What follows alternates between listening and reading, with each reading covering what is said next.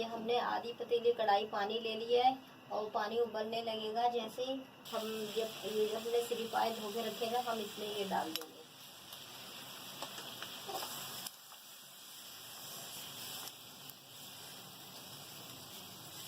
अभी इसमें हमें उबालना है। 1 चम्मच नमक डालेंगे खीर ख़त्म करने के लिए। ये आधे चम्मच हल्दी डालेंगे। ये दोनों चीज़ों को डाल के हम मिक्स करेंगे। मिक्स करने के बाद हम 2 से 3 मिनट तक उबालेंगे। आप इस तरह चम्मच की मदद से ना इस तरह आपने करके ये झाग फेंक देनी, आपने फेंक देनी है। देखिए इसी तरह जितनी झाग आती जाएगी आपने इसी तरह करके ये इस तरह करके ये देखेंगे पूरी चम्मच में आ जाती है। सबसे आप चाहे गाय के पाए पकाएं, चाहे आप बकरे सिरी पकाएं, सिरी के और बकरे के पाए पकाएं, और यही तरीका है इसकी हीट ख़त्म करने का। लेकिन अब हम चूल्हा बंद करेंगे।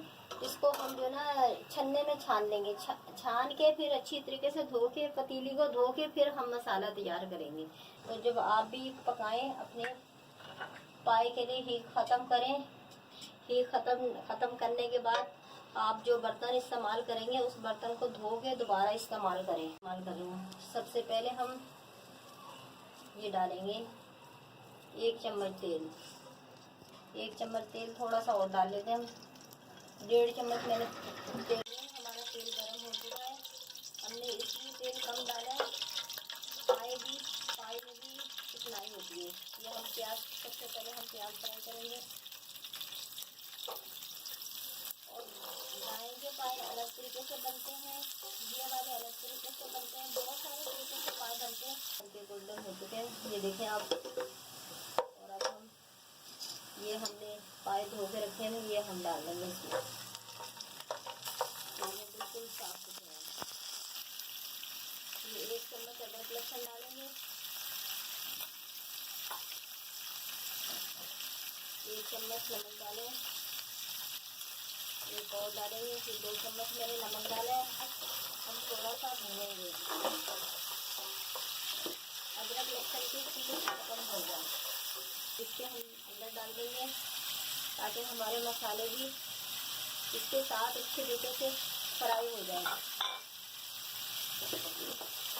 बिल्कुल ये आप यकीन मानिए, ज़रा सी पीस नहीं आ रही। ज़रा सी भी आप सिरी पाए में किस कदर हीट आती है। चाहे आप बच्चियाँ से पाए पकाए, चाहे आप भैंस के पकाएं, किसी किस्म के भी आप पकाएं, इस कदर हीट होती है, बहुत ज़्यादा हीट होती है। लग गई है। और आप भी जब गरम मसाले डालें, जैसे ही खुशबू आने लग जाए, फिर उसके बाद आप ये करें, ये वाले मसाले डाल दें। सबसे पहले वो मसाले जाएंगे, फिर ये मसाले जाएंगे। धनिया पाउडर, हल्दी पाउडर, लाल मिर्ची का पाउडर, और ये एक पौधे दूध की प्याली को इस तरह करके पानी डाल दें। अभी इन मसालों को हम अच्छी तरीके से भून लेंगे। अभी हम 5 से 6 मिनट तक इन मसालों को भूनेंगे ताकि हमारे जो भी मसाले हमने डाले हैं, हमारे मसालों का कच्चापन नहीं आए। 5 से 6 मिनट हो चुके हैं मुझे मसाले भूनते वक्त। अब ये साइडों में तेल आ रहा है, तो हमारा मसाला अच्छी तरीके से, इसकी ये पहचान होती है हमारा मसाला अच्छी तरीके से भून चुका है। चाय का मैंने 1 छोटा कप पानी डाला था, जैसे आपके मसाले जो भून जाते हैं और ज़रा सी हीट नहीं आ रही। हम जो ना भून चुके हैं, फिर मसाला जो इसका जो ना मसाले के साथ जो फुल पक चुके हैं। अब हम इसको गलने के लिए रखेंगे। ये मैंने पानी डाल दिया है। ये देखें मैंने 6 गिलास पानी डाला है। इसमें 6 गिलास का कुछ नहीं पानी होता, बस अभी ये बर्तन मेरा छोटा पड़ रहा है, तो मैंने ऊपर फुल किनारे तक पानी डाल दिया। 6 गिलास आया है इसमें पानी। हमारा पानी पाया हुआ उबल चुका है। अब हम ये करेंगे, इसकी चूल्हे की आंच हल्की करेंगे और इसको हम कम से कम 3-4 घंटे के लिए पकने रख देंगे। बस अब इसको हल्की आंच पे, जैसे हम चावल रख देते हैं दम पे, इस तरह हल्की आंच पे रख दें।